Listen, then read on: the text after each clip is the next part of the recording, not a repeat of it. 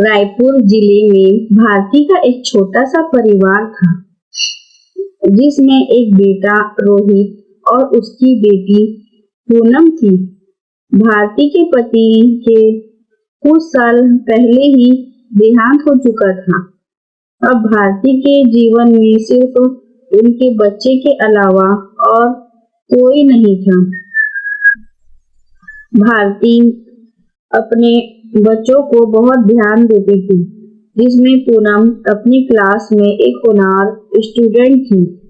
लेकिन इस साल पूनम अपने क्लास में सेकंड आने की वजह से थोड़ी उदास रहने लगी थी। राहुल भी अपनी क्लास का एक होनहार स्टूडेंट था, लेकिन एक दिन अचानक उसके घर उसके मामा तमीर उससे मिलने आए और दोनों बच्चों से पूछने लगे, कैसे हो बच्चों, आप दोनों की पढ़ाई कैसे चल रही है? लेकिन पूनम रोते रोते दूसरे कमरे में चली जाती है।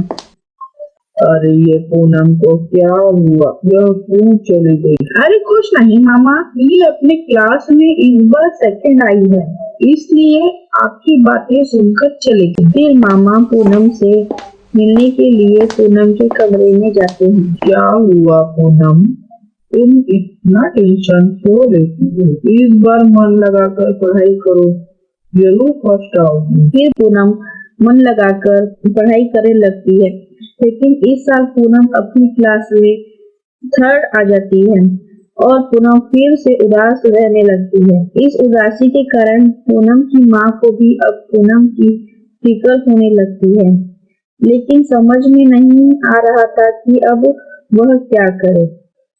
अब क्लास के बच्चे भी पूनम को चिढ़ाने लगते हैं कि पूनम पढ़ाई में ध्यान बिल्कुल नहीं देती। इसी कारण से पूनम उदास रहने लगती है। क्या हुआ पूनम, तुम ऐसे ही उदास रहोगी तो और पीछे हो जाओगी बेटा। मन लगाकर पढ़ाई करो, मेहनत करते रहो बेटा। अभी से उदास रहोगी तो तुम्हारे पढ़ाई में बहुत फर्क पड़ेगा। क्या पता तुम अपने क्लास में पास भी हो पाओगी या नहीं। हाँ, इसलिए उदास नहीं रहो बेटा, मन लगाकर और पढ़ाई करो। क्या करूँ माँ, मुझे ऐसे लगता है कि मेरी किस्मत ही खराब है, तभी तो मैं अपने क्लास में पीछे होते जा रही हूँ। पूनम के मन में अब पढ़ाई की चिंता कम और किस्मत को कोसने लगती। हे भगवान, मैं क्या करूँ इस लड़की का, इसे तो पढ़ाई में भी किस्मत का खेल लगने लगा है। यदि मेहनत ही नहीं करेगी तो और पीछे हो जाएगी। भारती पूनम को बार बार समझाने लगती है, लेकिन पूनम को अब इस बात का फर्क भी नहीं पड़ता और पढ़ाई भी अब वह ठीक से नहीं करती। अरे माँ, यदि मेरे किस्मत में पढ़ाई ही नहीं लिखा है तो मैं पढ़ाई क्यों करूँ? मेरे किस्मत में प्रोग्राम तो मैं क्लास में पास भी हो जाऊंगी। ऐसा कहकर खेलने के लिए चली जाती है। अब पूनम पढ़ाई कम और खेल में ज्यादा रुचि रखने लगती है और कुछ बोलने पर अपनी माँ से बहस करने लगती है। फिर एक दिन भारती अपने भाई से मिलने के लिए उसके घर जाती है और अपने भाई को पूनम की सारी बातें बताती है। तुम टेंशन मत लो भारती, मुझे ही कुछ करना होगा। ऐसा बोलकर भारती को अब पूनम की टेंशन थोड़ी कम हो जाती है और शाम को अपने घर जाती है। दूसरे ही दिन पूनम के मामा घर पर आ जाते हैं। बच्चों देखो, मैं आ गया। राहुल और पूनम मामा को देखकर खुश हो जाते हैं और फिर बातें एक दूसरे से करने लगते हैं। पूनम और राहुल, तुम दोनों की पढ़ाई कैसे चल रही है? एक फर्स्ट क्लास मामा। और पूनम तुम्हारा? अरे मामा जी, मेरी किस्मत में तो पढ़ाई ही नहीं लिखा है। हाँ, तभी तो मैं इतनी पढ़ाई करने के बाद भी क्लास में फर्स्ट नहीं आती। ऐसी बात है क्या?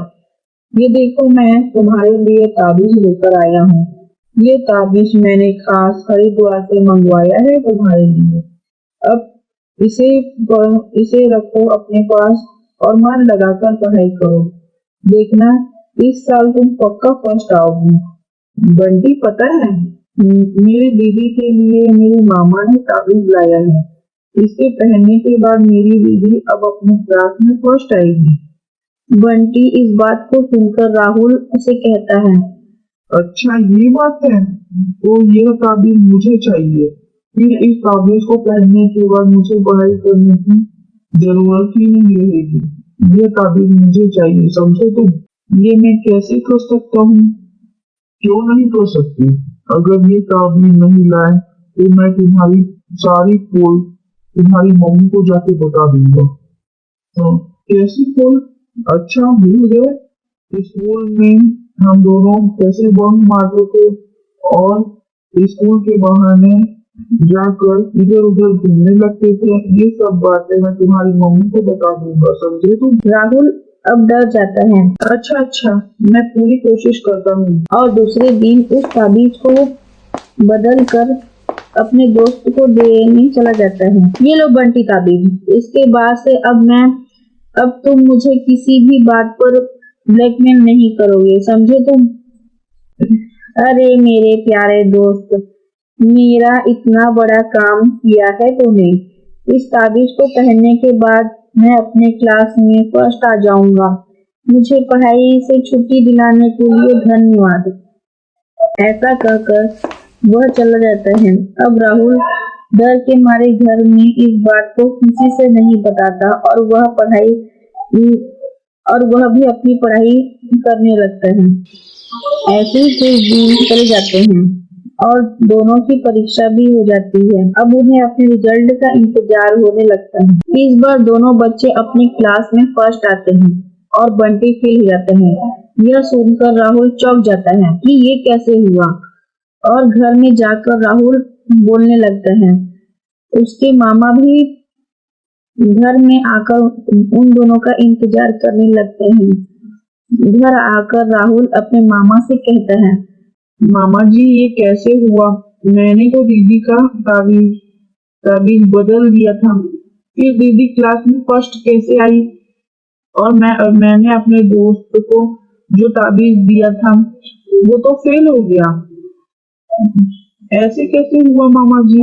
अरे बच्चों, आप लोग को ऐसा लगता है कि बिना मेहनत के बिना ही सब कुछ हो जाता है, तो ऐसा कभी नहीं हो सकता।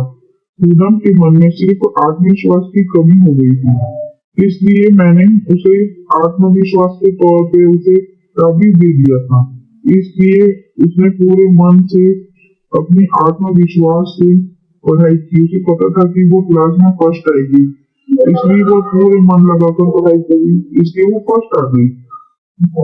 ये ताबीज वाबीज कुछ नहीं होता बेटा, ये तो ऐसी मैंने ऐसे ही दे दिया था।